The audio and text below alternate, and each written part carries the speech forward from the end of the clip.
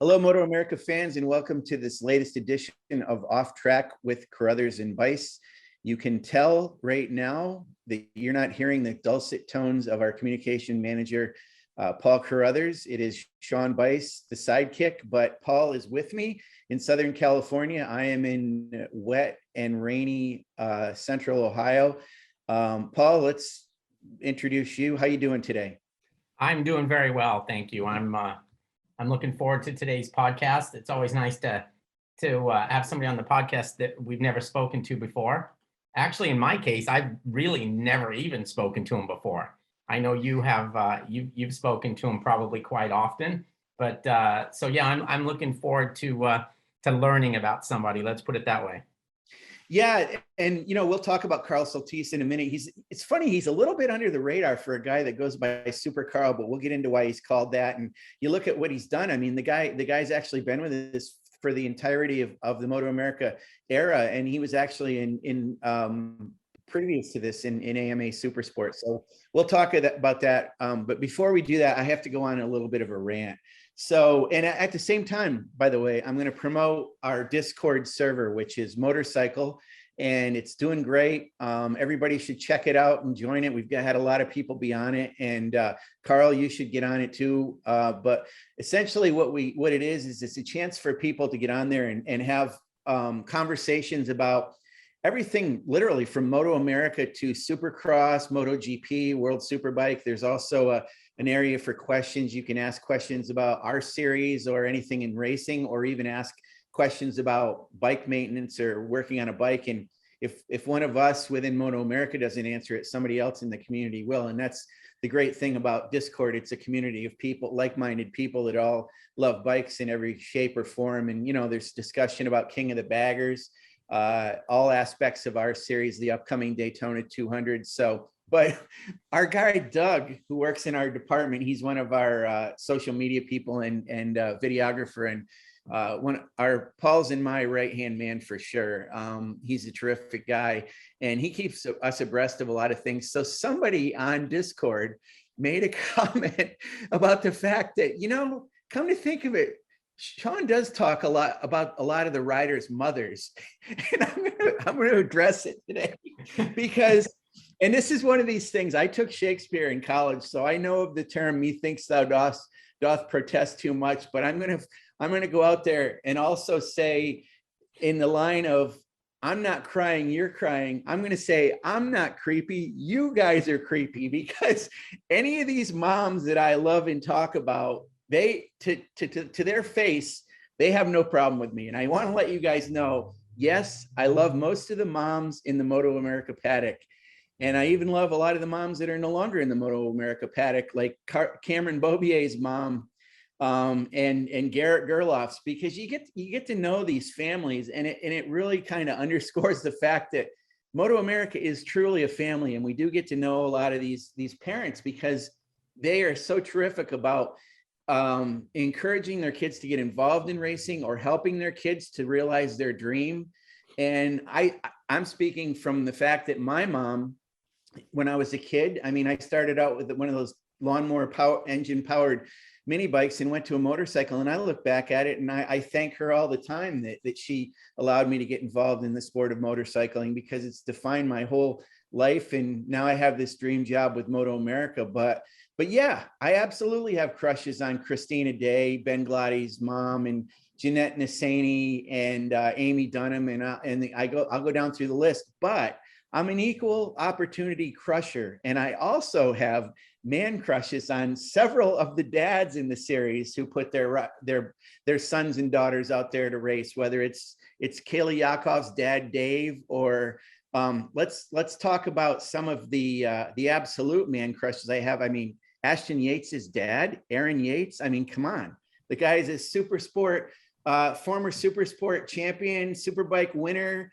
And World Superbike guy. He's an idol of mine. And Paul Carruthers' own dad, Kel, the 1969 AMA 250 world champion on a Benelli. I have a huge crush on that dude. And I'm completely secure in my masculinity to say that I love that guy. And I love a lot of the guys in our series, just like I do the moms. So anybody that thinks that's creepy, sorry, that's on you, not on me. So that's what I have to say about that. And I know Paul questions it sometimes too, but Paul, No. I will tell you a quick story though. Years ago, when I first met Josh Hayes's mom, Marcia, and I'm going to go by a first name. Now I'm dropping some names right now, but Marcia and Kurt Hayes, Josh Hayes' father and mother, or mother and father in that order. She's a very attractive lady. I remember going up to Josh and saying, hey, your wife, yikes, I'm really getting in trouble. Your mom is actually a real cool lady. She's a pretty lady too. And he goes, hey, I've gotten into fights and people up in high school over that. And I said, I'm just saying, I'm okay with it. So, he thinks I'm creepy too, but I don't give a crap. It's fine. So I'm just going to continue being me, saying hi to all the moms and dads and thanking them for being involved in our series. So Sean, you're a harmless creeper. And you're an equal opportunity creeper. Yeah, either way, I don't care. Right? I mean, if being nice to moms is the worst thing you do, I'd sign me up. Well, heck, we shouldn't even get into the riders' girlfriends and wives either, Paul. No, let's move on. We'll move on. So, so let's bring in Carl Soltisz, who has been in, like I mentioned at the top here, he's been in our series for the entirety of it. The guy's been racing in Supersport. He actually, I think, started racing it with us in 2014, but he's been a club racer for a long time. And Carl, when we bring him in, he can correct us if we're wrong, but he actually has been involved. He's been racing a Yamaha R6 for all of this time, but this year he's going to be racing a Yamaha GSX-R, and I don't know which displacement it's going to be. And a Yamaha GSX-R? Did I say that? Yep. I gotten so worked up about my crushes. Gosh, thank you, Paul. Which one is it? A Suzuki GSX-R. It's either going to be a 600 or a 750, and we'll get into that later. I'm actually writing a story right now about the fact that the 750 is in fact approved for racing at Daytona, in the Daytona 200 and in Supersport with balancing, just like some of these other, the Panigale V2 and some of those. So Carl's making a switch after all this time from, and let me be clear, from a Yamaha to a Suzuki this year. And he's racing with Disrupt Racing, and they've also got support from Infinity Protection Systems. And I think that's Jesse Wilka, the team owner's company, possibly, but Carl can fill us in on that. And Carl was with Disrupt last year on his own Yamaha R6, but he's actually going to have a full prepared Suzuki for him this year. So Carl, with that huge preamble and that whole talk about man crushes and all that, how are you, Carl? Hey, Sean. Hey, Paul. I'm doing quite well. Thanks for asking. Happy to be on the show here. Thank you guys for having me. Are you sure? Well, let me start by asking Carl real quick. So Carl, tell us about, you have raced the Yamaha for a long time, right? And this is kind of a big change for you, but you've tested a little this year, and it looks like Disrupt Racing is going to kind of go with Suzuki's this year. They're going to have Hayden Gillum on a super bike and a stock 1000, and you're going to be a premier Supersport rider on a GSX-R, one of the two, 600 or 750, right? Yes, that's correct. Yeah, I've been on Yamaha my whole racing career. Partly because at the time when I started racing, I didn't get started till I was like 20 or 21, and I was working as an intern for Yamaha at the time, a marketing coordinator in their snowmobile group, and some of my coworkers there helped me get started in road racing. It was something I had always wanted to do, but unlike some of these other parents in the paddock, my parents were very against it, thought it was unsafe and I would get hurt and all of that. So I had to wait till I was out on my own. But yeah, I was working at Yamaha, so I got on Yamaha right away and have been on there my whole career. So it's definitely going to be an exciting and big change for me this year, jumping onto the Suzuki. Really excited to be with Disrupt again this year and have them, supporting me and helping me out so much. First time in my career, I'm not going to be on a really old, fully hand-built bike by myself. Now we'll have a lot more support and some more competitive equipment. So it's really exciting. Okay, we'll get back to the motorcycle part in a minute, but Sean, I think, correct me if I'm wrong, but this guy has to be the smartest guy in the paddock. Definitely the most degreed. I guess that's not really a word, but anyways, he has 2 master's degrees, one in engineering and one in administration, and that's not a real common thing in our paddock from the racer side anyway. So how did that evolve, Carl?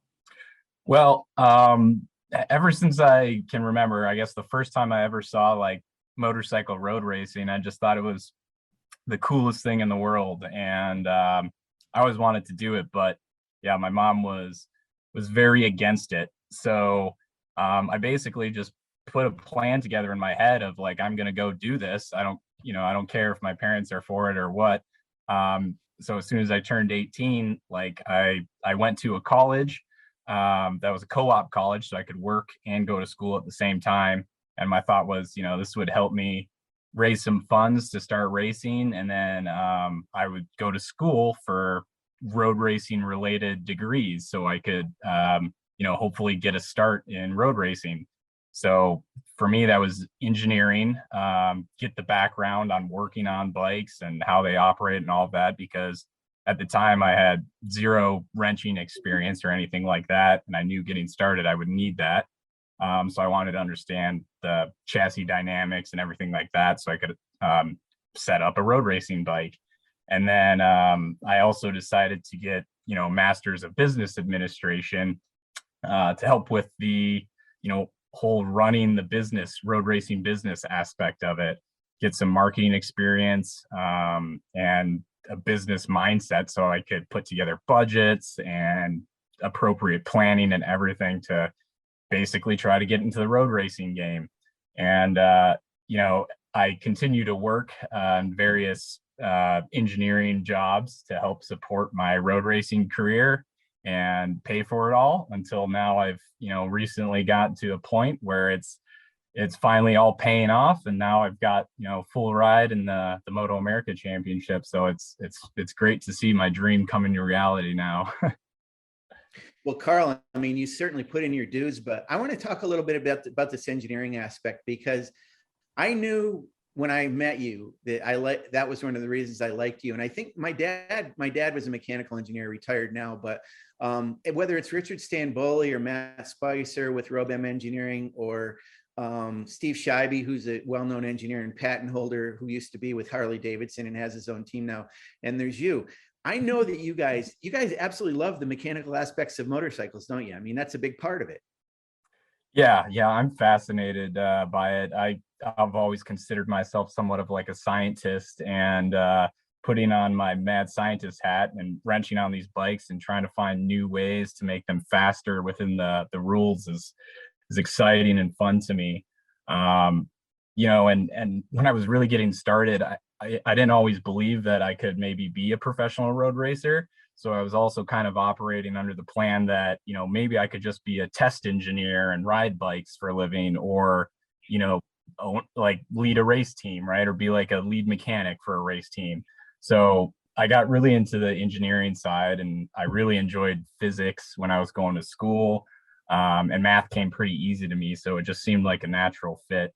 All those guys you mentioned were good inspiration for me. Also, like Eric Buell, I remember he was a racer and got his engineering degree, and was a huge engineer for Harley, and just seemed like and I was also inspired by some people from like the car industry, like Carroll Shelby, like racers, engineers, designers. And I thought, why not go to school for it, get some experience. And I've always thought it would put me at an advantage having the full understanding of the bike, in addition to getting a lot of practice riding it.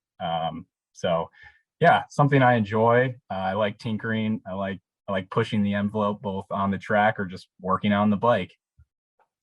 Yeah, I mean, that's the thing, Carl. You paid your dues for a while as a club racer, and now you're a premier rider, like you said. So you're realizing this dream.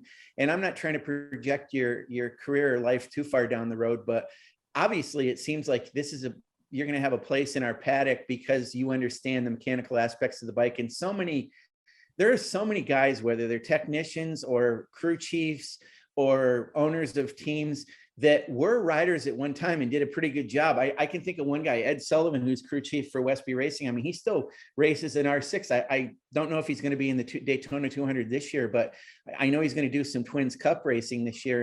And a lot of these guys who do the mechanical aspects of it also ride. So do you think that gives you an advantage to understand the mechanical aspects of it when you come in?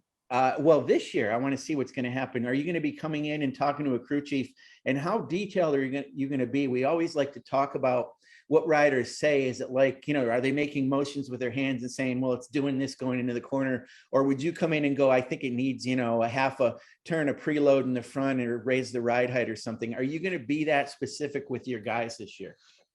Yes, absolutely. And I think you kind of hit the nail on the head. That is the thing that I think is my biggest advantage to having the engineering background, is being able to communicate with your crew and your team effectively, because, you feel something on a bike and there's some, margin of error from what you're feeling and what's actually happening. And then when you're communicating it to the crew, there can be even more error just in the communication of those details.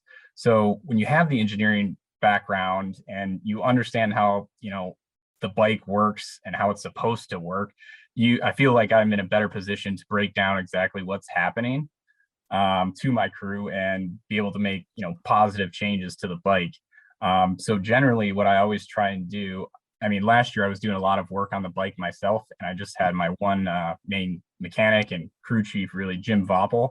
So him and I were always, discussing what we wanted to do. But we'll be able to have some more support this year, a few more crew guys, as well as a dedicated crew chief.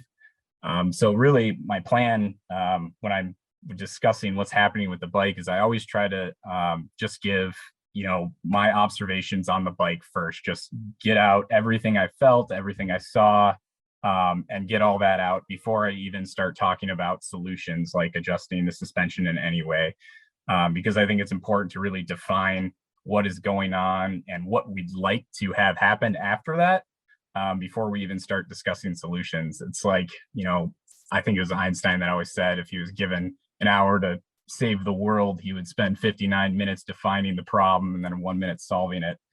So I always try to focus on, defining what's happening with the bike. So I like to break down exactly where on the track I'm having issues. So like a specific corner, but then even beyond that, going into detail of where exactly in the corner, is it braking zone straight up and down? What's the bike doing? Is it as I'm tipping in, entering the corner, what's the bike doing? Or is it at the apex? Is it, coming off the apex on the gas or straight away? There's, depending where you're at in the corner, you can be wanting the bike to do different things, or you can be feeling different things. And it's important for the crew to know what I'm doing when I'm getting these feelings, so they can kind of understand what the bike is doing as well. So once I've, told them about whatever issue I'm having and where I'm having it, and tried to be as detailed as possible with relevant details, only then, after we've got all that out and everyone's on the same page with what I'm feeling, then we start discussing possible solutions to address whatever issue it is. And I feel like this approach helped me a lot last year, because I've never had data acquisition on the bike at all. This coming year is the first year I'm going to have it, so I'm really excited about that. But without having the data acquisition, you're going totally based off rider feel, and some very minimal data that we have, such as zip ties on the forks and shock to know, how much travel we're using, or really it's just the max travel at any point in a session, which is one small piece of data, but can help us a little. So yeah, when you don't have data, it's harder to find that setup quickly. And I think it'll be a big help, but it was a big help for me last year, being able to break down exactly, where I'm having issues and what we can focus on. Okay, this doesn't sound like a nickname for an engineer. It sounds like a nickname more based on some sort of motorcycling skill or what have you. But how did we get to the nickname of Super Carl?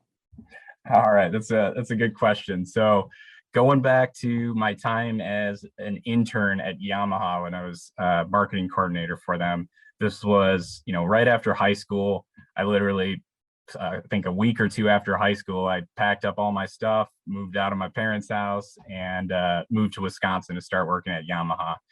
And I knew I wanted to get into road racing, but I didn't have any money, no job, or I just started this job and I never had a job before. So at the time, Nitro Circus was a big thing, and I was all into Travis Pastrana and all his antics. And also the movie Hot Rod came out with Andy Samberg, where he was an amateur stuntman doing all these stunts. And I thought, hey, I like motorcycles. I can build a ramp and I can jump stuff. No. So yeah, I raided like scrap yards and like people's garages and found some wood and started building jumps. And I bought a $400 Chinese pocket bike and just started jumping stuff. So I jumped my car first, and then we added cars and started jumping more cars. And I never had enough wood to build a landing ramp, so it was always just jump and crash.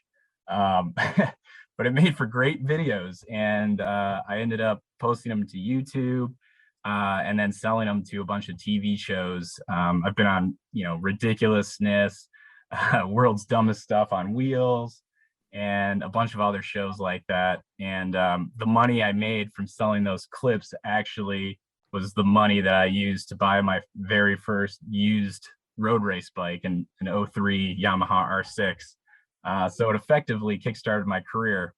And anyway, I got the nickname Super Carl because while I was at Yamaha, I was doing these videos, and my boss, Wade West, saw the videos at the time, and he started calling me Super Carl, which he was relating it to Super Dave, which he told me was kind of like a amateur stuntman that used to be on Saturday Night Live and used to do these crazy stunts and always crash or whatever and be fine. But he started calling me Super Carl, and it stuck in the office. And then when they eventually took me to the racetrack for the first time at Black Hawk Farms to see what road racing was all about, they introduced me to everyone at the track as Super Carl.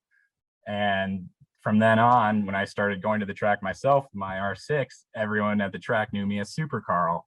And I decided to just roll with it and, put the name on my leathers, got some stickers made up, and made Super Carl Racing.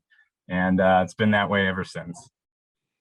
It's almost a little dual personality, Sean, because when you hear him talk about the engineering aspects of a motorcycle and what it takes to work on a motorcycle and make a motorcycle work, it doesn't sound like the same guy that would jump stuff off a ramp. Oh, well, I'll show you the physics calculations I did. I always made sure I would clear the cars. I'm sure. I have a question about, and correct my pronunciation if it's wrong, Stellantis. Is that your job now? Yes, that's pronounced correctly, which, speaking of pronunciation, just want to make a quick clarification. My last name is Carl Soltis. Soltis, yes. Yep. So hopefully the MotoAmerica announcers will get it right. I think I heard it pronounced like 10 different ways last year. But yes, Stellantis, aka Chrysler, used to be Fiat Chrysler Automobiles, and we recently changed the name like a year ago. That's where I'm working now as an engineer. Is that so? That's fine for you to? I mean, obviously, if it's a job that allows you to go racing. Yes. So actually, I've been working for Stellantis ever since I graduated with my undergrad degree. I think it's been about 8 years now. And recent, like, I guess maybe a couple of years ago, I had never really done a full MotoAmerica championship. I always just did a couple rounds. And it was because it was tough to travel the country while working full time as an engineer. But then COVID hit, and my job went fully remote at Stellantis. So I've been, working from home for the past couple of years, and I thought that was a tremendous opportunity to chase my national championship dreams. So the first year I went remote, I did the ASRA Sport Bike Championship for the first time and won that. And then last year was my first full MotoAmerica Championship, and did that. And because I was able to work remotely, I could, fly to the track, and then and work on my laptop when needed, and then just take, vacation day like Friday when we're on track for the first time. Okay, Carl, so I got a bunch of I'm going to fire off a bunch of questions for you here. I saved a few up. And thank you for telling us it's Soltis. I have been pronouncing that wrong. So my first question to that is, being that I'm a writer and I always am very interested in roots of words, and you're an engineer, you probably know this, or maybe you don't, but what is the name Soltis? I'm sorry, I did it again. What is the name Soltis? It sounds like it's either the sun or the moon or something like that. Is that what it is? I think you're probably thinking of like a summer solstice. Yeah. Exactly. Yeah, it's like the summer solstice. So that's pronounced solstice. And mine's Soltis, so they sound similar. Okay. I don't know if the last name Soltis actually has any meaning related to it, but it sounds similar. I do know that the Soltis name is most often spelled without a Z at the end of it. And mine has that Z. And I was told by my parents that, like, my great grandfather, when he came over to the United States, they put that Z on the end of the last name for some reason. And usually they try to make it more American, but I don't know how throwing the Z on there made it more American. But that's where the spelling of my last name comes from. And I know a lot of Soltices without the Z, but I haven't met anyone outside my family that has a last name Soltis with the Z.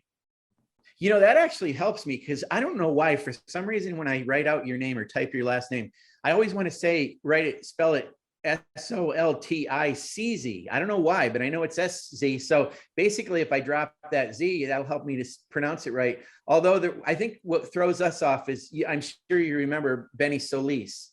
Exactly. Yes. Yeah. So that might be why you put that T in there with the Z at the end, and it makes us still want to say Soltis, but Soltis. Okay, now that we know that, the next question I have is, since you have 2 master's degrees and you're just north of where I live, I got to know where you went to college. So I went to college at Kettering University. Used to be called the General Motors Institute. Really big engineering school, one of the top engineering schools in the country.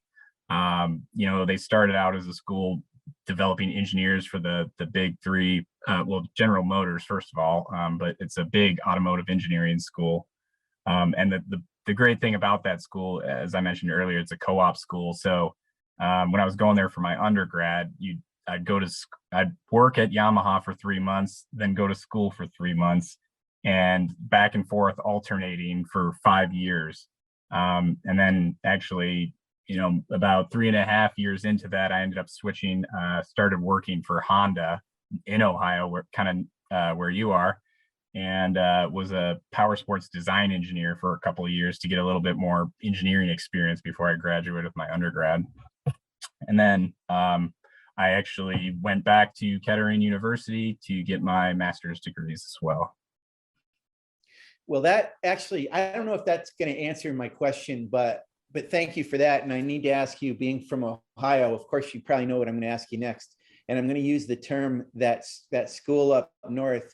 Are you a fan of that school up north or of Sparty? I'm actually Ohio State University fan. Wow. Both my parents went to Ohio State. So when I was little, they raised me as an Ohio State fan. And I always enjoyed chirping my buddies that root for Michigan or Michigan State up here. So I stuck with it. Well, we always hear down here, Paul, this is kind of funny. This digresses quite a bit, but we always hear, like, it seems like Ohio State people are more obsessed with, against Michigan, University of Michigan. And I'm not from this state, so I can say that, or the Wolverines. Then Michigan people are pessimistic or worried about Ohio State. They seem to discount them. Carl, do you feel like people up there, do they get upset about Ohio State? Do they care? I mean, what's your take on it? Yes, for sure. The Michigan-Ohio State rivalry is like Michigan's greatest rival up here. And all my friends I know that are into football get really excited and into the Ohio State versus Michigan game. Michigan State doesn't really care so much about Ohio State. I always joke with my Michigan State friends that my 2 favorite teams are Ohio State and whoever's playing Michigan. So Absolutely. I'll often root for Michigan State when they're facing Michigan. But yeah, it is a big deal up here.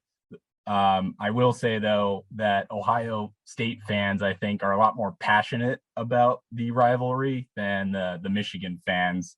But definitely, it's still a big rivalry for Michigan, and all my friends up here like to chirp me for my Ohio State fandom as well. Yeah, you described that perfectly, and it's true. I think they do get pretty hyped up around here, especially since they lost that game this past November. But Ohio State staying. But that's interesting. Wow, you're right in the belly of the beast up there as an Ohio State person, so that's pretty cool. So let's go back to motorcycles. I want to talk about your team a little bit. I want to talk about Disrupt Racing, and I don't know if I made this mistake in the beginning, but it feels like I said Infinity. It's Infinity Fall Protection. I might have said Infinity Protection Systems, and I apologize to Jesse about that. I think that's Jesse Wilke's company, isn't it, Carl? And can you tell us about how you got involved in Disrupt? You were with them last year. Yeah. So it is Infinity Fall Protection, and that is Jesse Wilke's company, the owner of Disrupt Racing. And so how I got involved with them, it was actually back last year for the Daytona 200. I went to the 200 like I always do. It's one of my favorite races to go to. And I drove down there in my moto van with it packed to the roof, and I knew about Disrupt Racing and Jesse because I had seen him around the paddock, club racing and stuff. And one of my good friends and guys that I race with, Tony Stornolio, he rode for Disrupt Racing in the club level, and we'd always have good battles, and he's a super nice guy. So I was asking him about Disrupt and what his plans were. And Tony told me he's riding for Disrupt. And he suggested that I talk to Jesse once I told Tony that I was planning to do the full MotoAmerica season. At the time when I was down there in Daytona, I was about to do this full MotoAmerica season, racing out the back of my van, by myself, fully loaded, traveling the country and all of that, because that's what I did for the ASRA Sport Bike Championship. So he suggested I go talk to Jesse, and I found Jesse, I think, in the riders meeting down at Daytona. And I was initially just, inquiring if he could maybe do some transport for me for maybe some of the far away rounds. So we just started a little discussion down there. It wasn't anything too crazy or too serious, but then I had a really good Daytona 200. I found a lot of pace. And was qualifying pretty well. So I had a pretty good showing, despite having a mechanical in the 200 and not finishing high, but I ran a really fast pace and had a good battle in the ASRA Sport Bike race. So then anyway, Jesse gave me a call later, and, basically offered me to join the team and do the season with him because he was planning to do MotoAmerica as well. And, Disrupt Racing colors were blue and orange, and that's always been my thing. So it just seemed like a real natural fit to me. So I don't know, it worked out great. We talked through some details, made it happen, and it was his first year in MotoAmerica, and my first year doing the full championship, but I had done wild card rounds before, so I was able to kind of lend some of my experience to him as he learned it, and then he was able to help out me a lot too with a lot of resources and just helping get to the track and everything. So it was a really good fit. I think we both helped each other out a lot and built the team up to enable us to be where we're at for this season. So I've never asked Jesse this, and I didn't get a chance to ask Hayden Gillum this, but why is that team called Disrupt Racing? Is there some reason for that?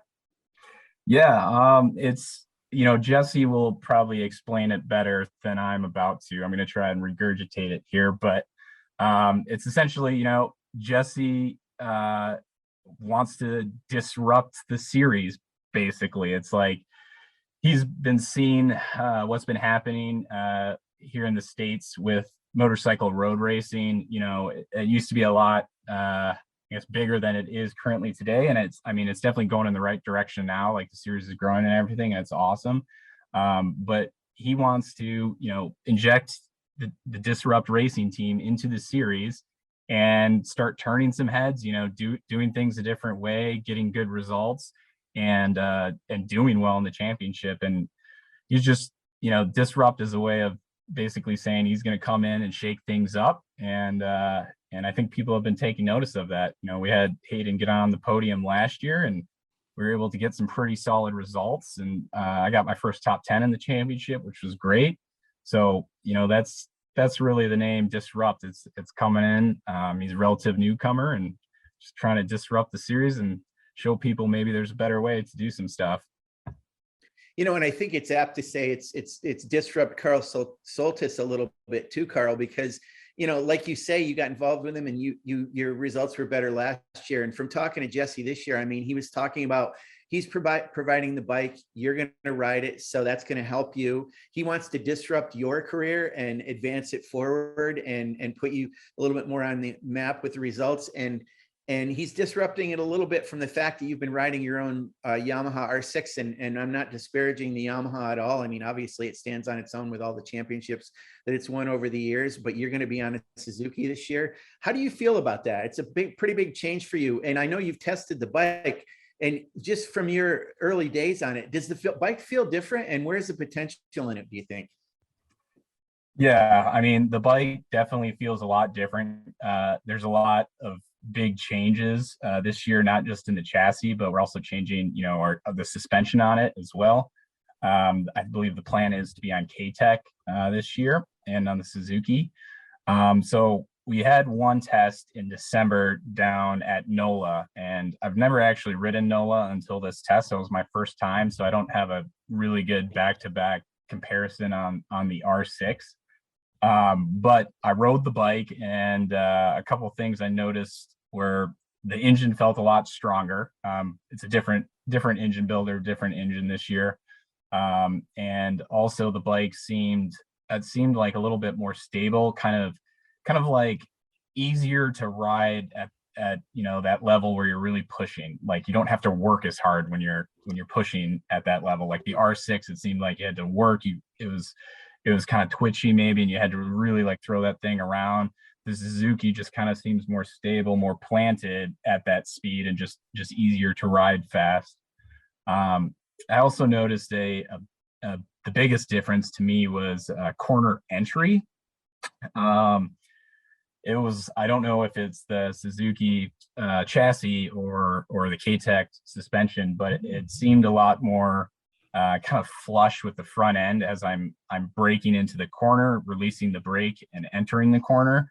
As I go to release the brake, the front end seems to not move around as much. It's more stable, more planted, and just feels kind of like more linear than the R6 front end. And it seemed like there was a lot of opportunity there to increase corner entry speed. And yeah, I would really like to try it out on a track I've been to before on my R6, so I've got a good back-to-back comparison. But so far it seems pretty positive. I mean, I've talked about these differences, but in all reality, the differences aren't as great as you might think. It kind of, it just felt like a bike to me. Like I hopped on it, I was able to go quick, and it didn't seem really all that crazy different. And I think it's going to be a big help to be on it this year, just because it's a newer bike, competitive equipment. Whereas, my last bike is over 10 years old. I call it Theseus, based on the ship of Theseus, which is like a philosophical question of, if you replace every plank of wood on a wooden ship, is it still the same ship? And that's how I feel about my old R6, because I've replaced every part on that thing countless times. So everyone asks me what year it is, and I say, who knows? But yeah, so it'll be good to be on the Suzuki that's new, well built, and doesn't have dented frames and things like that. All right, well, I've got one more question before we let Sean wrap things up. As a guy who finishes, and it's an extremely competitive class, Supersport I'm talking about, MotoAmerica Supersport. As a guy who finishes, in the top 10 and in the top 10 in the championship, when you're on track with those guys like Sean Dillon Kelly and Richie Escalante and the really, really fast guys in that class, and you obviously see him on track, whether it's in the race or whether it's, you know, in qualifying or practice or what have you. Do you look at those guys and think, oh man, that they're just too fast? Or do you think, you know, if I had a better damn bike, or, I mean, what goes through your mind with that, yeah, how far off do you actually feel like you are? Um, Honestly, so that's a great question. So when I'm looking at them on the track, I don't feel like, wow, they're so fast, I can't catch them, or oh man, if only I had a faster bike. Really, when I see them, I'm just focused on analyzing them and what they're doing, how are they doing it, what are they doing different than me? Because, you know, it's a great learning opportunity. You have these really talented, fast guys out there, and, you know, they'll pass me out, you know, when we're qualifying or whatever, and I can latch onto them for a bit and get a little bit of a tow and see, you know, what they're doing in certain corners that's different than me, and then I can go and try that and see if it helps me. And just, you know, this last season was really my first full championship, so I had a lot of opportunities to do that, and I think that's a big part of why I got so much faster this last year. I mean, every track I went to, I set a new personal best lap time, and it's having that carrot to chase and seeing what these top guys are doing, and then, you know, going out and trying those things and seeing what works and what doesn't. And you know, last year I got to this point where, you know, there's this gap to those very front guys, but it didn't seem like that crazy of a gap to me. Like, I knew there was probably, at every track I went to, I'm like, okay, if I can clean up my line here, you know, and push a little bit harder here, you know, I'm thinking there's half a second to a second of just, you know, improving my own riding that I can close to them. And then also there's the delta between the motorcycles, right? Like, maybe they've got a little bit stronger engine than mine, you know, maybe their bike's working a little bit better because it's newer, and you know, they've got the data acquisition so they can get to that optimal setup where they're not chewing tires right away. And I mean, it's like, you get that combination of the improvements I know I can make with my own riding, worth, you know, half a second, depending on the track, and then being on competitive equipment, you know, maybe another half a second there, and it's like, boom, now we're right at, you know, at that front running pace. So now, having the Suzuki and being on some competitive equipment, I lose that excuse, you know, so I just got to focus on my own riding. And I think, you know, the new bike's going to help me be a little bit closer right to the front. And, you know, we expect to be fighting for top fives, and we're really hoping to get our first podium this season, and, you know, maybe even a win. We're going to be giving it 110%. Well, this has been great, Carl. You know, Paul, this is unbelievable. He quoted Einstein. He talked about Theseus, and he mentioned the Delta thing that we always make fun of Robbie Floyd about, because I'm like, what is he talking about? Delta Airlines? What's going on here? So I guess we better probably quit while we're ahead here, because I'm liable to say something stupid and make myself look even worse up against the very cerebral Carl Soltis with Infinity Fall Protection and Disrupt Racing Supersport. Thanks, Carl, for having us, for being on and having us on. I feel like we're guests on your show the way it's going. Don't you, Paul? Yeah, it was great. I thoroughly enjoyed it, and I learned a lot. So that's good. Yeah. Well, thank you so much for having me, guys. I really appreciate it. Really excited to be on the show the first time, and had a lot of fun. Yeah, and listen, one thing I want to say too, Carl, you made a point of reaching out to us and being proactive about being on the podcast, and we want all the riders to do that. I mean, that's how this stuff happens. That's how our riders' videos of their training or them on supermoto bikes or anything, that's how we get content to put on our social media and promote our riders, is for our riders to be proactive, taking active part in their PR and promoting themselves. And Carl, you're great at doing that. You've done that with Super Carl in the past, with getting on a team with notoriety and being a premier rider, and being on this podcast and showing what you've got, not only as a rider, but as a human being. And you represent MotoAmerica well, and we thank you for that. And aside from that, I also want to mention, for the fans, please go on our website and look at our calendar and pick out the rounds that you want to go to. Our rounds, our tickets are now for sale. It's very easy click on the rounds and buy the tickets that you want in whatever packages you want.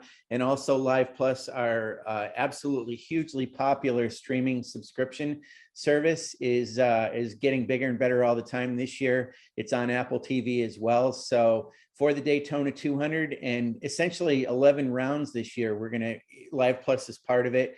And so come to our races, but also watch our races on Live Plus and also on our broadcast channels as well. So I'm just going to wrap up with that. And again, thanks, Carl and Paul. Another great podcast for us. And thanks for being on with us. Yeah, thank you very much. Appreciate it, guys. All right, y'all have a good day.